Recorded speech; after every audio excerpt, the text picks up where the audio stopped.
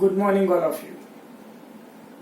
આજે આપણે જોઈએ શ્વસન તંત્રની અનિયમિતતાઓ, અંગ્રેજીમાં ડિસઓર્ડર ઓફ રેસ્પિરેટરી સિસ્ટમ.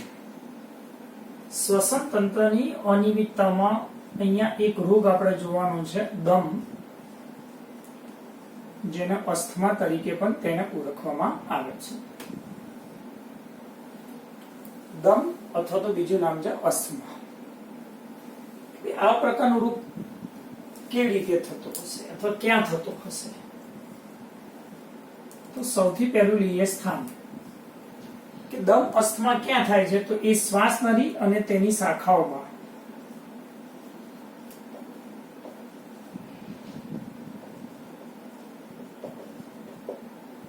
શ્વાસ નળી અને તેની શાખાઓમાં થતો રોગ છે. શીખી ગયા, શ્વાસ નળી, એની શાખાને શ્વાસ વાહિની, એની શાખાને શ્વાસ વાહિકા. તો શ્વાસ નળી અને તેની શાખાઓમાં થતો રોગ છે દમ અસ્થમા. દમ અસ્થમા થવાનું કારણ શું? તો આ રોગ થવાનું કારણ, એમાં એક મુખ્ય કારક છે કે એલર્જી પ્રેરક જે દ્રવ્યો છે આપણા શરીરને અનુકૂળ ન હોય તેવી વસ્તુ, એને કહેવાય એલર્જી. ઉદાહરણ તરીકે લખી નાખીએ કે ભાઈ ધૂળ હોય તો ધૂળ પણ લખી શકાય, પરાગરજ પણ આપણે લખી શકીએ. ધૂળ હોય, પરાગરજ હોય વગેરે ઉદાહરણ આપણે દર્શાવી શકીએ. જુદા જુદા દ્રવ્ય પ્રત્યે હંમેશા દરેકની સંવેદના જુદી જુદી હોય. દરેક વ્યક્તિને એલર્જી અલગ અલગ દ્રવ્યથી થઈ શકે. તો આ દમ અસ્થમા થવા માટેનું કારણ છે એલર્જી પ્રેરક દ્રવ્યો. બીજું એક કારણ છે એલર્જી પ્રેરક દ્રવ્યો અથવા તો રુધિરની અંદર રહેલા બેઝોફિલ્સ કણોના કારણે. આના કારણે પણ એલર્જી થઈ શકે. બેઝોફિલ્સ એ શું છે, તો અલ્કરાગી કણો છે.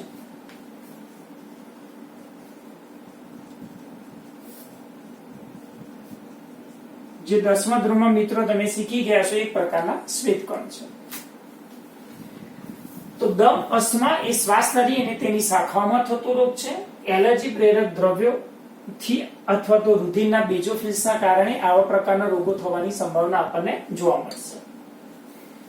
તો આ એલર્જી થાય તો એની અસર શું થતી હશે? તો એલર્જી થાય તો શ્વાસ નળી જે છે એની શાખા શ્વાસવાહિની, શ્વાસ નળીની શાખા કઈ? શ્વાસવાહિની. શ્વાસવાહિનીની શાખા શ્વાસવાહિકા. તો શ્વાસવાહિની અને જે શ્વાસવાહિકા છે, તો શ્વાસવાહિની અને શ્વાસવાહિકાની જે દિવાલ છે, એ દિવાલના જે સ્નાયુઓ છે, એ સ્નાયુઓ સતત ઉત્તેજિત થતા રહે છે.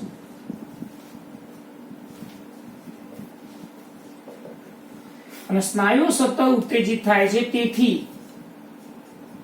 તે સ્નાયુઓ એ સતત સંકોચન પામે છે.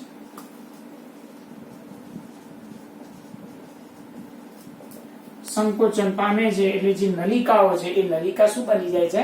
સાંકડી બની જાય છે. તો શ્વાસવાહિની અને શ્વાસવાહિકાની દીવાની અંદર રહેલા જે સ્નાયુઓ છે એ સતત ઉત્તેજિત થાય છે એલર્જી પ્રેરક દ્રવ્યના કારણે. અને તે સ્નાયુઓ એ સતત શું છે? એ સંકોચન પામતા હંમેશા આપણને જોવા મળશે. તો આ દમ અસ્થમામાં આપણે કીધું શ્વાસવાહિની, શ્વાસવાહિકાની દિવાલના સ્નાયુઓ સતત સંકોચન પામે છે. તેના સ્નાયુઓ સતત સંકોચન પામે છે એટલે દિવાલ હંમેશા શું બને છે? સાંકડી બને છે. તો આના લક્ષણોમાં આપણે શું કહી શકાય? તેના લક્ષણોમાં કહી શકાય કે ભાઈ જે શ્વાસ નલિકા છે, તો શ્વાસ નલિકાની જે દિવાલ છે, એ શ્વાસ નલિકાની દિવાલમાં એ સોજો એટલે કે ઇન્ફ્લેમેશન,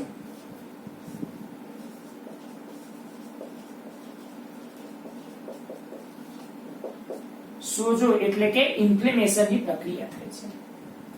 ઇન્ફ્લેમેશનની પ્રક્રિયા થવાના કારણે જ્યારે શ્વાસોશ્વાસની ક્રિયા કરીએ, ત્યારે જે અવાજ આવે છે,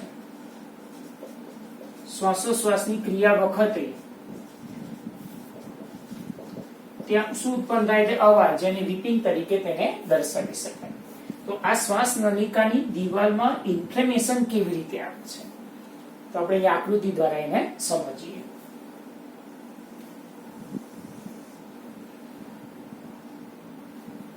કે ભાઈ આ નોર્મલ એટલે કે સામાન્ય સ્થિતિ, અને આ સમજીએ અસ્થમા, અસ્થમેટિક એટલે કે દમ, અસ્થમા થયો હોય એવી સ્થિતિ. તો અહીં આપણે દર્શાવીએ કે ભાઈ આ શ્વાસ નલિકા અને તેની શાખા,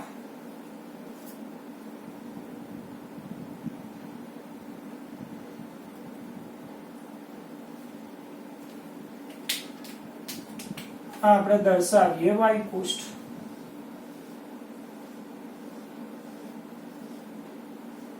આ વાયુકોષ્ઠ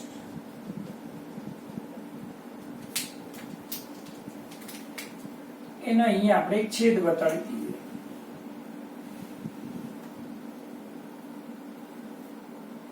એની દિવાલ છે. આ એની અંદર આવેલી ધમની અને શિરા એટલે કે ધમનિકા અને શિલિકા આપણે દર્શાવી હતી. તો વાયુકોષ્ઠ સામાન્ય સ્થિતિમાં, તો સામાન્ય સ્થિતિમાં શું છે કે અહીંયા વાયુઓની આપલે સરળતાથી થાય છે. જ્યારે અસ્થમાની અંદર શું બની જાય છે?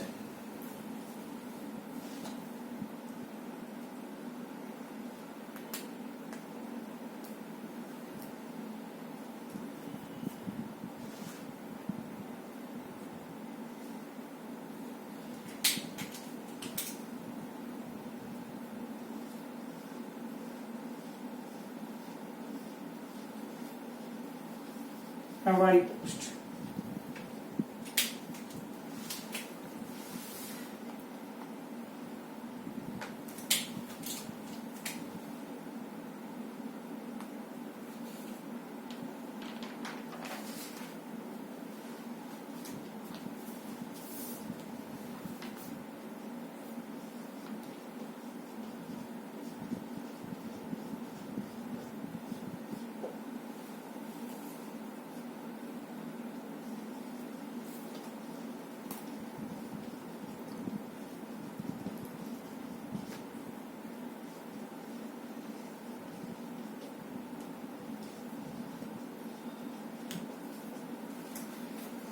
આકૃતિમાં મિત્રો તમે સમજી શકો છો કે આપણી આ સામાન્ય સ્થિતિ છે, નોર્મલ કન્ડિશન, કે જ્યારે આપણે શ્વાસની ક્રિયા કરીએ છીએ, ત્યારે હંમેશા જે હવા છે એ છેલ્લે વાયુકોષ્ઠ સુધી હંમેશા પહોંચી જાય છે. એટલે નલિકા મારફતે આપણે સરળતાથી વાયુની આપણે કરી શકીએ છીએ. પણ જ્યારે દમ, અસ્થમા જેવી જ્યારે પરિસ્થિતિ થાય છે ત્યારે એલર્જી પ્રેરક જે દ્રવ્યો છે, એલર્જી પ્રેરક દ્રવ્યો જ્યારે સંપર્કમાં આવે છે,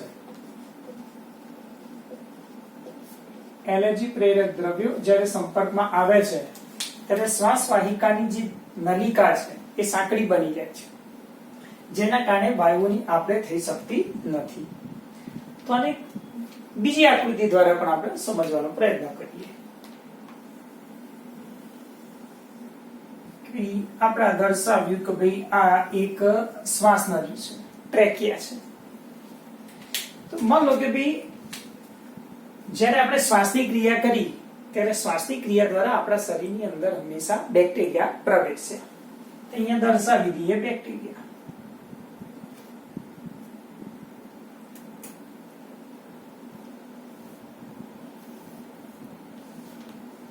આ દર્શાવે બેક્ટેરિયા. ચલો આપણે દર્શાવી દીધું કે ભાઈ આ દર્શાવ્યું કે ભાઈ આ શ્વાસ નળી. જ્યારે બેક્ટેરિયા આપણા શરીરમાં પ્રવેશે છે ત્યારે ખાસ કરીને જે પેશીની અંદર રહેલા છે તંતુ ઘટક સંયોજક પેશીમાં માસ્ટ કોષો રહેલા હોય. આને આપણે દર્શાવ્યું માસ્ટ કોષો. જ્યારે બેક્ટેરિયા આપણા શરીરની અંદર દાખલ થાય છે શ્વાસ નળીમાં કે રુધિરમાં ગમે ત્યાં, ત્યારે બેક્ટેરિયા શરીરમાં દાખલ થાય છે ત્યારે એ માસ્ટ કોષોની સપાટી પર એના સંપર્કમાં આવે છે.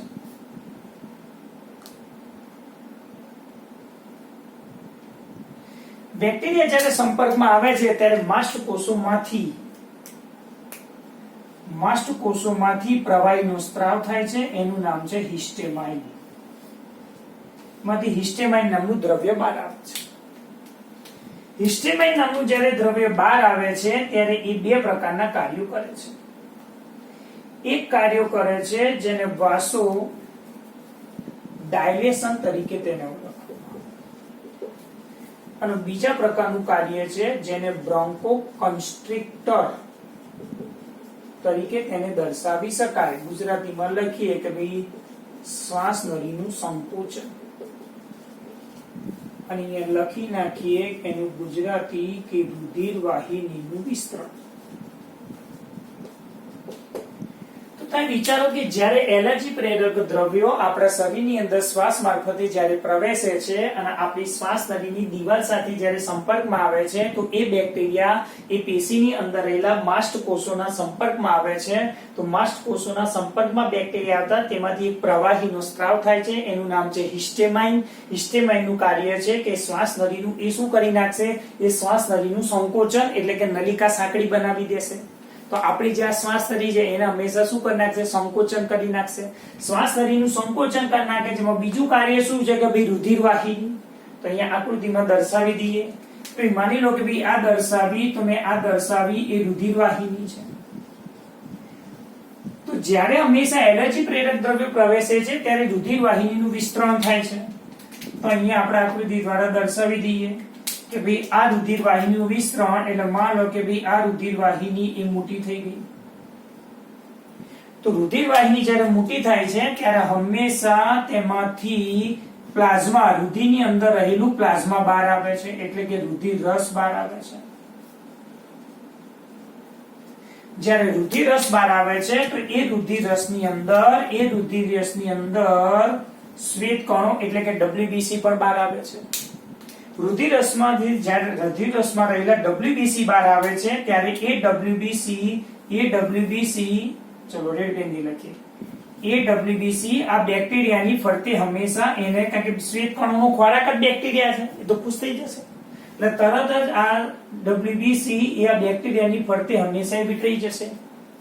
તો આ રીતે એ બેક્ટેરિયાનો શું કરે છે, નાશ કરે છે. તો આ રીતે રુધિર વાહિનીનું તો વિસ્તરણ થઈ ગયું. પણ અહીંયા મિત્રો તમે જો કે જ્યારે કોઈ પણ એલર્જી પ્રેરક દ્રવ્ય આપણા શરીરની અંદર પ્રવેશે છે, માસ્ટ કોષોના સંપર્કમાં આવે છે, માસ્ટ કોષોના સંપર્કમાં આવતા તેમાંથી હિસ્ટેમાઇન નામનું દ્રવ્ય બહાર આવે છે. હિસ્ટેમાઇન દ્રવ્યના કારણે આપણી જે શ્વાસ નળી છે એનું સંકોચન થાય છે. સાથે સાથે રુધિર વાહિની છે એની નલિકાની જે દિવાલ છે હંમેશા શું પામે છે, વિસ્તરણ પામે છે. વિસ્તરણ પામતા રુધિરમાંથી શું થાય છે, પ્રવાહી એટલે કે રુધિર રસ બહાર આવે છે. એમાં રહેલા શ્વેત કણો પણ બહાર આવે છે. એ શ્વેત કણો એ જે છે એ બેક્ટેરિયાના હંમેશા ફરતે ગોઠવાઈને એનો હંમેશા શું કરે છે, નાશ કરે છે. પણ સાથે સાથે અહીંયા બધે જ શું થાય છે કે ભાઈ રુધિર રસ એટલે કે પ્લાઝમા અહીંયા જમા થઈ જાય છે. આ બધું આપણે દર્શાવ્યું. પ્લાઝમા જમા થઈ જવાના કારણે શું થશે કે આપણે જે આ દર્શાવ્યું, ખાસ કરીને આ નલિકા જે આપણે દર્શાવી, હવે એનું શું થઈ જશે, હવે એનું એક સંકોચન થતું હંમેશા આપણને જોવા મળશે. તો આ સ્થિતિ આપણે શું દર્શાવી કે ભાઈ શ્વાસ નળીનું એ શું થઈ ગયું, સંકોચન થતું હંમેશા આપણને જોવા મળશે. આ સંકોચન થઈ ગયું તો આ શું થયું કે જ્યાં જ્યાં આ પ્લાઝમા હશે એ ભાગ હંમેશા શું થાય છે, ફૂલી જાય છે. એ ભાગ ફૂલી જાય છે તો એને આપણે શું કહીએ છીએ, સોજો તરીકે દર્શાવીએ છીએ. તો એક આ સામાન્ય પદ્ધતિ છે કે ભાઈ ઇન્ફેક્શન આપણા શરીરમાં કેવી રીતે થતું આપણને જોવા મળશે. ફરીથી સમજી લો મિત્રો કે સામાન્ય સ્થિતિની અંદર આપણે વાયુની આપણે કરી શકીએ છીએ. દમ અસ્થમા વાળી પરિસ્થિતિમાં જે શ્વાસ નલિકાની દિવાલ હંમેશા સાંકડી બની જાય છે કે જેથી વાયુની આપણે થઈ શકતું નથી. એક રીઝન એ પણ છે કે એમાં વધુ પડતો શ્લેષ્મનો એટલે મ્યુકસનો સ્ત્રાવ થાય છે. જ્યારે આપણા શરીરની અંદર માનો કે શ્વાસની ક્રિયા કરી બેક્ટેરિયા એલર્જી પ્રેરક દ્રવ્યો શરીરમાં પ્રવેશ્યા, શરીરમાં જ્યારે પ્રવેશે છે ત્યારે ખાસ કરીને માનો કે શ્વાસ નળી દર્શાવી, ટ્રેકેની અંદર, તે પેશીની અંદર માસ્ટકોષોના સંપર્કમાં આવ્યા, માસ્ટકોષોના સંપર્કમાં આવતા બેક્ટેરિયા માસ્ટકોષોના સંપર્કમાં આવતા હિસ્ટેમાઇન બહાર આવ્યું, હિસ્ટેમાઇન દ્રવ્ય બહાર આવતા એ શ્વાસ નળીનું સંકોચન કરશે, શ્વાસ નળીનું સંકોચન થઈ ગયું, સાથે સાથે રુધિર વાહિનીનું વિસ્તરણ કરશે, એટલે રુધિર વાહિની જે હતી એની નલિકાની દિવાલ હંમેશા પહોળી થઈ ગઈ, એમાંથી રુધિર રસ બહાર આવ્યું, રુધિર રસની સાથે સાથે શ્વેત કણો બહાર આવ્યા, શ્વેત કણો એ બધા બેક્ટેરિયાના હંમેશા શું ખાઈ જશે, પણ હિસ્ટેમાઇનની હાજરી હોવાના કારણે એ શ્વાસ નળીનું સંકોચન થશે અને રુધિર વાહિનીનું શું થશે, વિસ્તરણ થતું આપણને જોવા મળશે. તો આ દમ અસ્થમા જે છે તે દમ અસ્થમામાં આપણે સારવાર તરીકે શું કરવાનું, તો સારવાર તરીકે અહીંયા જે હિસ્ટેમાઇન છે એ હિસ્ટેમાઇનની વિરોધી અહીંયા એન્ટીબાયોટિક જે દવાઓ છે એક એન્ટીબાયોટિક દવા આપવાની, સાથે સાથે એન્ટી હિસ્ટેમાઇન દવાઓ આપવાની. કે દમ અસ્થમાનું સારવાર કઈ, તો યાદ રાખજો એન્ટીબાયોટિક અને એન્ટી હિસ્ટેમાઇન, એન્ટીબાયોટિક અને એન્ટી હિસ્ટેમાઇન. અને બીજું અહીંયા આપણે લખ્યું કે શ્વાસ નલિકાની જે દિવાલ છે એ શ્વાસ નલિકાની દિવાલ કેવી બની ગઈ, તો શ્વાસ નલિકાની દિવાલ સાંકડી બની ગઈ. તો ઘણી જગ્યાએ દમ અસ્થમા માટે તમે પેલો પંપ જોયો હશે, બ્રોન્કોડાયલેટર, શ્વાસ ઘણા લોકો શ્વાસ ચડતો હોય તેના માટે પેલો પંપ મારતા હોય છે, તો એના માટે આપણે લખી શકીએ કે શ્વાસ નળી વિસ્તરણ પ્રેરતી દવા, શ્વાસ નળીનું વિસ્તરણ પ્રેરતી જે દવાઓ છે હંગામી ધોરણે, આ કાયમી નહીં, શ્વાસ નળીનું વિસ્તરણ પ્રેરતી જે દવાઓ છે એના દ્વારા પણ એ સારવાર કરી શકાય છે. તો સાવચેતી શું રાખવાની, તો સાવચેતી એલર્જી પ્રેરક દ્રવ્યથી હંમેશા બચવાનું. તો અહીંયા એક આપણે દર્શાવ્યું કે દમ અથવા બીજું નામ છે એનું અસ્થમા તરીકે દર્શાવી શકાય. બહુ અગત્યના મુદ્દા છે, યાદ રાખજો. સૌથી પહેલું ક્યાં થાય, તો શ્વાસ નળી અને તેની શાખાઓમાં રોગ થાય છે. તો રોગ થવા માટેનું કારણ કોણ છે, એલર્જી પ્રેરક દ્રવ્યો. બરોબર, બહુ અગત્યનો મુદ્દો છે. અને જ્યાં એલર્જી પ્રેરક દ્રવ્યો હશે તો ત્યાં હંમેશા શું હશે, ઇમ્યુનોગ્લોબ્યુલિન ઈ હશે. એટલું યાદ રાખજો. જે બીજા ચેપ્ટરમાં આપણે કોઈ અન્ય ચેપ્ટરમાં એના વિશે થોડું ભણીશું. એલર્જી પ્રેરક દ્રવ્યોથી હંમેશા એ શું છે, આઈજીઈ. બરોબર, ની સાથે કનેક્ટેડ પ્રશ્ન પૂછી શકાય. શ્વાસ નળી અને શ્વાસ વાહિકાની દિવાલના સ્નાયુ સતત સંકોચન પામે, એના કારણે ઇન્ફ્લેમેશન થાય છે. ઇન્ફ્લેમેશન થાય તો શ્વાસોશ્વાસની ક્રિયા કરીએ તો એ વખતે અવાજ થાય અને શ્વાસોશ્વાસની પ્રક્રિયામાં આપણને તકલીફ થતી આપણને જોવા મળશે. તો એક રોગ હતો દમ અસ્થમા. બીજા પ્રકારનો આપણે હવે રોગ જોઈએ. બીજા પ્રકારનો રોગ છે મિત્રો એમ્ફીસેમા. એના વિશે હવે આપણે જોઈએ.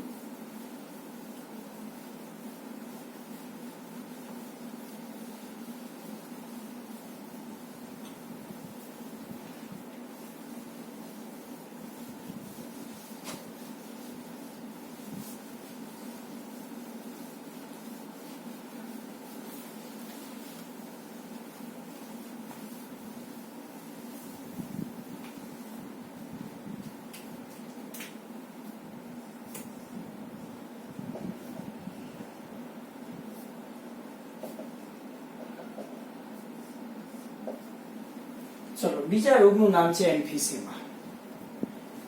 એમ્ફીસેમા એટલે શું, તો આપણે એની વ્યાખ્યા લખી નાખીએ કે ફેફસાની પેશીઓના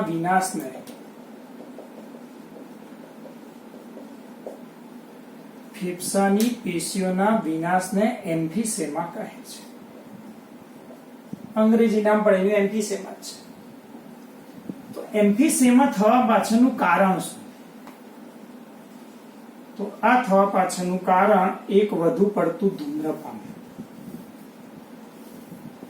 અને બીજું કારણ છે કે વારંવાર થતો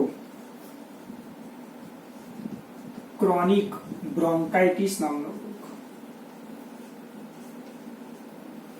બે કારણો છે, વધુ પડતું ધૂમ્રપાનના કારણે જે સ્મોકિંગ કરતા હોય એના કારણે, અને બીજું છે વારંવાર થતો એક ક્રોનિક બ્રોન્કાઇટિસ. તો આ એમ્ફીસેમા છે ખાસ કરીને, તો એમ્ફીસેમાની અસરો કઈ, તો એમ્ફીસેમાની જે અસરો છે ખાસ કરીને એની અંદર જોવા જઈએ કે ભાઈ જે આપણા આ રોગ ક્યાં થાય છે, તો એ લખ્યું ભાઈ ફેફસાની પેશીઓના વિનાશમાં. તો અહીંયા શું થાય છે કે ભાઈ જે શ્વાસન નલિકા છે, શ્વાસ નળીની શાખાઓ છે, એ શાખાઓ ચપટી અને સાંકડી બની જાય છે.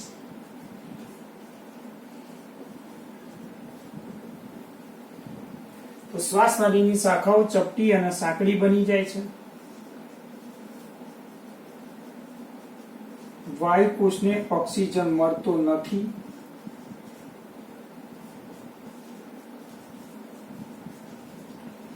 વાયુકોષમાં રહેલી હવા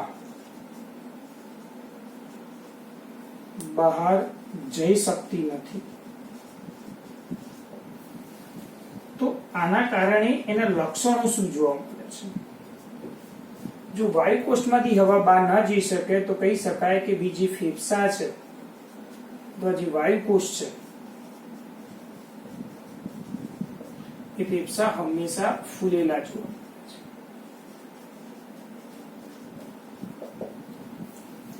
એની એક મેઇન લક્ષણ કહી શકાય કે ફેફસા હંમેશા એક ફૂલેલા જોવા મળે છે.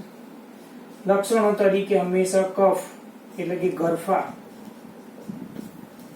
બહાર નીકળે છે. તો આ થવા પાછળનું કારણ શું? આવું શા માટે થાય છે? તો આકૃતિમાં અહીંયા આપણે દર્શાવી દઈએ કે ભાઈ સામાન્ય અને બંને પ્રકારની સ્થિતિ આપણે દર્શાવીએ. એમ્ફીસેમા થવા પાછળનું કારણ શું? તો આપણે દર્શાવીએ શ્વાસ નળી. તો શ્વાસ નળીની આ શાખા દર્શાવીએ. એની એ શાખા દર્શાવીએ. આ પ્રાથમિક, દ્વિતીય, તૃતીય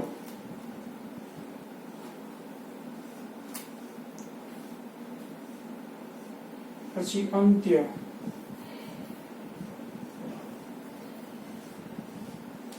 તો આપણે દર્શાવી દીધું વાયુકોષ્ઠ.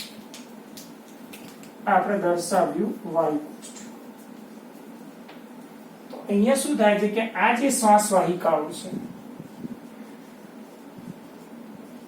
એ શ્વાસ વાહિકાઓ એ ચપટી બની જાય છે, સાંકડી બની જાય છે, જેના કારણે જ્યારે શ્વાસની ક્રિયા દ્વારા જે ઓક્સિજન છે એ ઓક્સિજન શ્વાસ વાહિકા ચપટી બની જવાના કારણે વાયુની આપલે થતી નથી.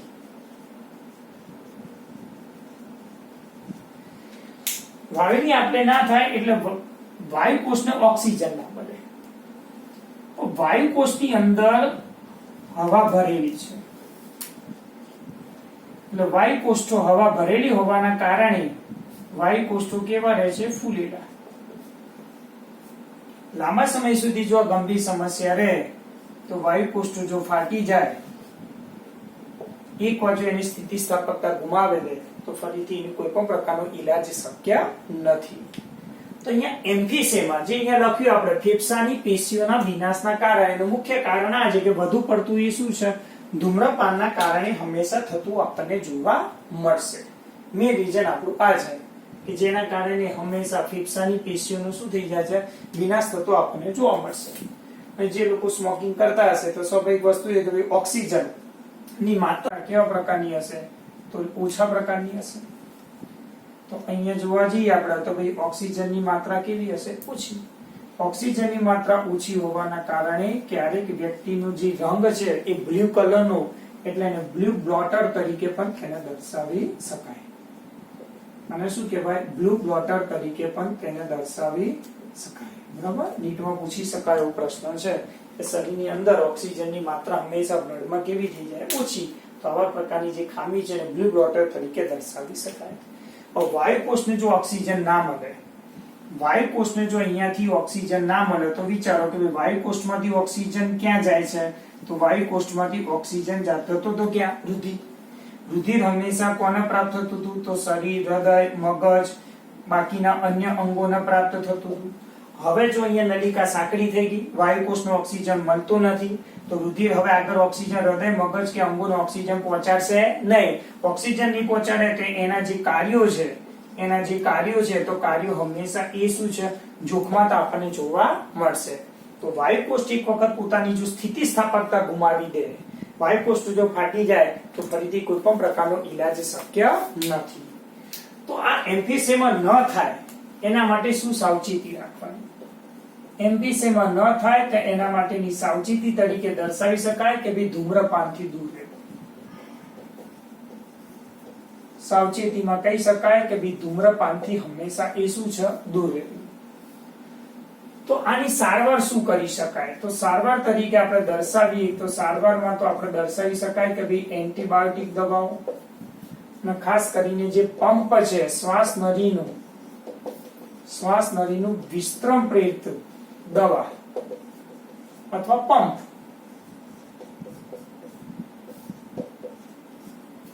તો હંગામી ધોરણે આપણે લઈ શકીએ.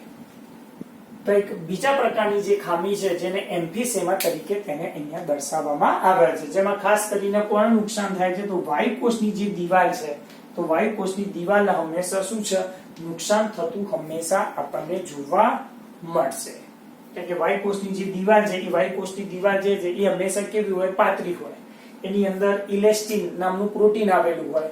તો જ્યારે સ્મોકિંગ કરીએ ત્યારે ઇલેસ્ટિન નામનું જે પ્રોટીન છે એ પ્રોટીન હંમેશા કોલેજન, ઇન્જરી થાય ને ઈજા થાય તો કોલેજન નામના પ્રોટીનમાં એ શું છે, રૂપાંતર પામે, દિવાલ હંમેશા જાડી બને. માટે વાયુકોષ એ O2 CO2 ની આપણે કરી શકતી નથી. તો આ એક બીજા પ્રકારની જે ખામી છે જેને એમ્ફીસેમા તરીકે હંમેશા આપણે તેને દર્શાવીએ છીએ. ત્યાર પછી મિત્રો આપણી બુકમાં આપ્યું છે વ્યવસાય પ્રેરિત રોગો.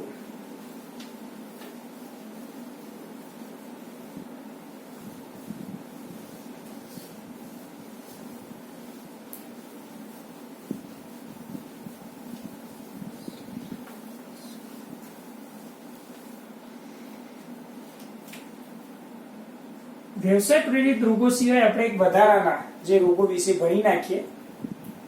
ત્રીજા પ્રકારનો રોગ અહીંયા હું તમને કહી દઉં કે ભાઈ એ રોગનું નામ છે બ્રોન્કાઇટિસ.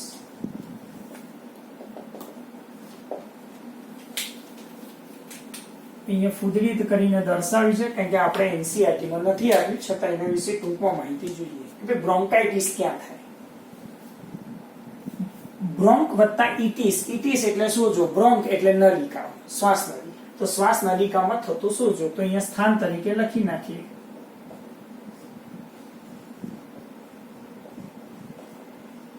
કે શ્વાસ નળીઓમાં થતો રોગ છે.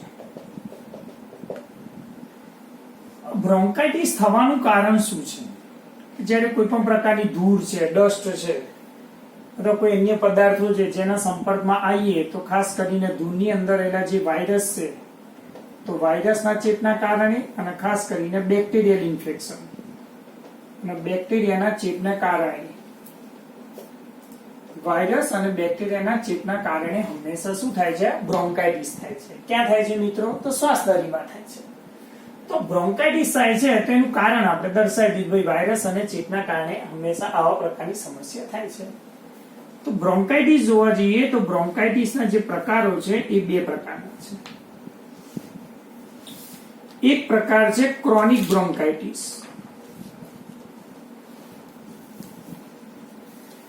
જેને આપણે એક્યુટ તરીકે પણ તેને દર્શાવી શકાય અથવા ક્રોનિક દર્શાવીએ. ચલો, એક ક્રોનિક બ્રોન્કાઇટિસ અને બીજું દર્શાવીએ આપણે તીવ્ર અથવા એક્યુટ બ્રોન્કાઇટિસ.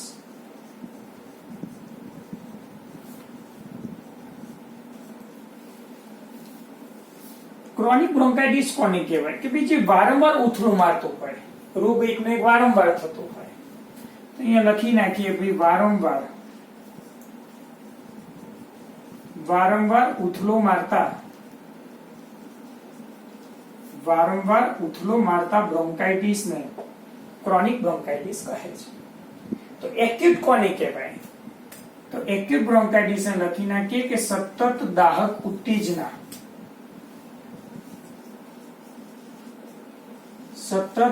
ઉત્તેજના અનુભવતા બ્રોન્કાઇટિસને એક્યુટ બ્રોન્કાઇટિસ તરીકે દર્શાવી શકાય. દાહક એટલે ઇન્ફ્લેમેશન, સોજો, કોઈ પણ ઇન્ફેક્શન થાય કે વાયરસ અને બેક્ટેરિયા શરીરમાં પ્રવેશે તો ઇન્ફેક્શન નોર્મલ કરવાનું જે આપણે શીખી ગયા કે જેના કારણે હંમેશા હિસ્ટેમિન બહાર આવવાનું. હિસ્ટેમિન બહાર આવશે તો તમે શીખી ગયા કે ખાસ કરીને વાસોડાયલેશન અને બ્રોન્કોકન્સ્ટ્રિક્શન નામના બે કાર્યો થાય છે તો એના કારણે હંમેશા ઇન્ફ્લેમેશન થતું આપણને જોવા મળશે. તો બ્રોન્કાઇટિસ એ આપણે દર્શાવી તેના લક્ષણો કયા? ભાઈ ખાસ કરીને શ્વાસ લેવામાં તકલીફ પડે, લક્ષણો તરીકે દર્શાવીએ કે બ્રોન્કાઇટિસ થવાના કારણે આપણે લખી નાખીએ ભાઈ શ્વાસ લેવામાં તકલીફ. બીજો લખીએ શ્વાસ કરતા ઉચ્છ્વાસમાં તકલીફ વધુ પડે, શ્લેષ્મા વધુ પડતો સ્ત્રાવ થાય, શ્લેષ્માને લીધે કફ અથવા ગરફા બહાર નીકળે, કફ અથવા તો ગરફા શું છે બહાર નીકળે. તો અહીંયા જે બ્રોન્કાઇટિસ છે તો એ બ્રોન્કાઇટિસ ની સાવચેતી શું રાખવાની? તો સાવચેતી તરીકે અહીંયા દર્શાવવાનું કે ખાસ કરીને આ જે વાયરસ અને આપણે લખ્યું બેક્ટેરિયા, બરોબર, તો અહીંયા બીજું એક ઉદાહરણ લખીએ ભાઈ ખાસ કરીને જે એલર્જી પ્રેરક દ્રવ્ય છે એનાથી હંમેશા દૂર રહેવાનું, અથવા તો વધુ પડતા અહીંયા લખી શકાય કે ભાઈ વધુ પડતા ધૂમ્રપાન, વધુ પડતા ધૂમ્રપાનથી હંમેશા દૂર રહેવું, સ્મોકિંગ. તો ખાસ કરીને સારવાર તરીકે શું કહી શકશો? તો સારવાર તરીકે હંમેશા અહીંયા લખી નાખીએ કે ભાઈ એન્ટીબાયોટિક દવાઓ, અને બીજું લખી નાખીએ કે ભાઈ શ્વાસ નળીનું વિસ્તરણ પ્રેરતી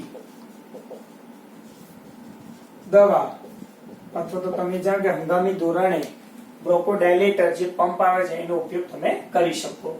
એક વધારાની માહિતી તરીકે આપણે દર્શાવ્યું બ્રોન્કાઇટિસ શ્વાસ નળીમાં થતો રોગ છે, વાયરલ અને બેક્ટેરિયાનું ઇન્ફેક્શન થાય એના કારણે આવા પ્રકારની સમસ્યા થાય. બે પ્રકારના બ્રોન્કાઇટિસ છે, એક ક્રોનિક અને એક એક્યુટ. વારંવાર રોગ થતો હોય તેને ક્રોનિક કહેવાય. સતત જો ઇન્ફ્લેમેશન હંમેશા ઇન્ફેક્શનના કારણે જો સોજો આવતો હોય શ્વાસ નળીમાં તેને એક્યુટ બ્રોન્કાઇટિસ તરીકે હંમેશા તેને દર્શાવવામાં આવે છે. અને લક્ષણો દર્શાવે શ્વાસ ઉચ્છ્વાસમાં તકલીફ, ક્યારેક મ્યુકસનો સ્ત્રાવ પણ થઈ શકે, સાવચેતી રાખવાની, વધુ પડતા ધૂમ્રપાનથી દૂર રહેવું, સારવાર માટે એન્ટીબાયોટિક દવા, શ્વાસ નળીનું વિસ્તરણ. એટલે તો આપણે શીખી ગયા બ્રોન્કાઇટિસની સારવાર બરોબર ધ્યાનથી કરવી પડે. આ જ બ્રોન્કાઇટિસના કારણે આપણે આગળ શીખી ગયા કે એમ્ફીસેમા પણ થવાની શક્યતા આપણને જોવા મળશે.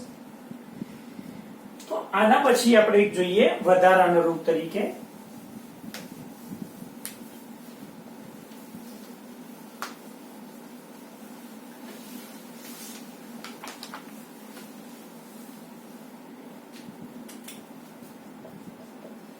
ચોથો એક રોગ આપણે જોઈએ વધારાનો, જે આપણે નામ બધા જાણતા હશો, ન્યુમોનિયા. કે ન્યુમોનિયા કઈ રીતે થઈ શકે? તો ન્યુમોનિયા થવાનું જે કારણ છે એ બેક્ટેરિયા છે, એનું નામ છે સ્ટ્રેપ્ટોકોક્સ. સ્ટ્રેપ્ટોકોક્સ ન્યુમોનિયાઈ. સ્ટ્રેપ્ટોકોક્સ ન્યુમોનિયાઈ બેક્ટેરિયાના કારણે હંમેશા આ ન્યુમોનિયા થાય છે. તો ન્યુમોનિયાની અંદર શું થતું હશે કે ન્યુમોનિયાની અંદર જે વાયુકોષ્ઠો છે, તો વાયુકોષ્ઠોમાં હંમેશા પ્રવાહી અને મૃત શ્વેતકણો ભરાઈ જાય છે. શબ્દ જો મૃત શ્વેતકણો નાશ પામે છે, કારણ કે શ્વેતકણ તો આપણને બચાવે છે, પણ શ્વેતકણો જ મરી ગયા. પ્રવાહી એટલે પાણી ભરાઈ જાય ફેફસાની અંદર, તો એના કારણે વાયુકોષ્ઠો નિષ્ક્રિય બની જાય છે. વાયુકોષ્ઠો નિષ્ક્રિય બની જાય છે. જેટલા નિષ્ક્રિય વિસ્તારો, જેમ વાયુકોષ્ઠો વધુ ને વધુ નિષ્ક્રિય થતા જાય, તો સ્વાભાવિક છે કે આપણે શીખી ગયા કે રોગનો ફેલાવો હંમેશા વધુ ને વધુ થતો આપણને જોવા મળશે. આ રોગ વધુ થવાની શક્યતા કોને? કે ભાઈ બાળકો, ખાસ કરીને વૃદ્ધો. ઉદાહરણ તરીકે દર્શાવી કે ભાઈ એડ્સ નો જે દર્દી હોય, આ રોગ થવાની શક્યતા વધારે. આ રોગ થવાની શક્યતા વધારે. શા માટે વધારે? કે જાણીએ છીએ આપણે કે ભાઈ રોગ પ્રતિકારક શક્તિ બાળકોમાં, વૃદ્ધોમાં, એડ્સમાં ખાસ કરીને હંમેશા કેવી હશે? ઓછી હશે. તો ક્યારેક ન્યુમોનિયા થવાની શક્યતા હંમેશા વધારે આપણને જોવા મળશે. તો આ થયા એ શ્વસન તંત્રની અનિયમિતતામાં 4 રોગો વિશે આપણે માહિતી મેળવી. આ સિવાય એક બીજો અન્ય આપણને આપ્યું છે વ્યવસાય પ્રેરિત રોગો.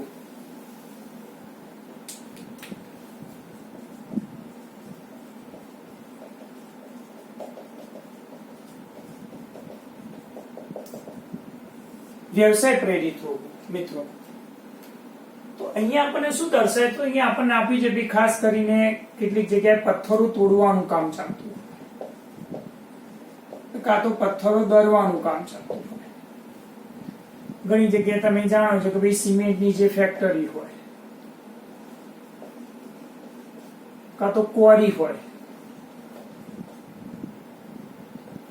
તો આવી જુદા જુદા જે વ્યવસાયો સંકળાયેલા છે તો એમાંથી ખાસ કરીને તમે જોશો કે એમાંથી હંમેશા શું છે કે ભાઈ ધૂળના જે રજકણો છે એ ધૂળના રજકણો હંમેશા મોટા પ્રમાણમાં એમાંથી બહાર નીકળે છે. જ્યારે આ ધૂળના જે રજકણો છે તો ત્યાં કામ કરતા જે કર્મચારી છે એના શરીરની અંદર હંમેશા સતત શું છે એ સંપર્કમાં રહે છે. સતત, કારણ કે ફેક્ટરીમાં કામ કરે છે, એક દિવસ સંપર્કમાં રહે છે. એમ આપણે શીખી ગયા ખાસ કરીને ઇન્ફેક્શન થાય, એક વખત ઇન્ફેક્શન થયું, પાછા આપણા શરીરમાં હિસ્ટેમાઇન બહાર આવ્યું, રુધિર વાહિનીઓ પોરી થઈ ગઈ, પાછા ભક્ષક કોષો બહાર આવ્યા, એ બધા ભક્ષક કોષો એ જ બેક્ટેરિયાને ખાઈ ગયા. તો આ તો સતત જો એકાદ વર્ષ સુધી થાય, એક દિવસ થાય, 2 દિવસ થાય, તો એ આપણું કાર્ય થશે. પણ જો સતત ફેક્ટરીમાં લાંબા સમય સુધી જો કર્મચારી સિમેન્ટની ફેક્ટરી, કોરી કે પથ્થર તોડવાનું જો કામ કરતા હશે તો આપણા શરીરની જે બચવા માટેની આપણી જે સિસ્ટમ છે, સુરક્ષા પ્રણાલી, તો સ્વાભાવિક કે લાંબા સમય સુધી આપણે એની સામે કાર્ય કરી શકતી નથી. તો આના કારણે કેટલાક પ્રકારના રોગો થવાની સંભાવના છે. કેવી રીતે? તો કયા પ્રકારના? તે રોગોના અહીંયા નામ હું દર્શાવી દઉં કે રોગોના નામ છે તે દર્શાવી દઈએ. એસ્બેસ્ટોસિસ,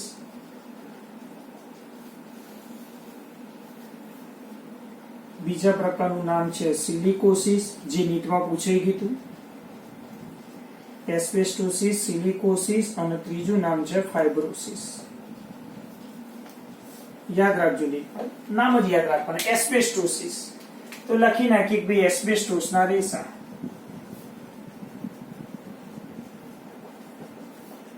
એસ્બેસ્ટોસના રેસા જ્યારે શ્વાસમાં થાય તો એસ્બેસ્ટોસિસ. સિલિકા શ્વાસમાં જવાથી તો સિલિકોસિસ. અને ખાસ કરીને રૂના તંતુઓ, કોટનની ફેક્ટરી હોય ખાસ કરીને, તેમાં રૂના તંતુઓ અથવા તો રેસામય પેશીઓનો ભરાવો થવાથી.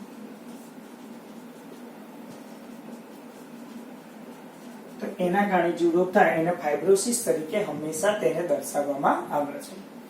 આ પ્રકારના રોગની અંદર શું થતું હશે?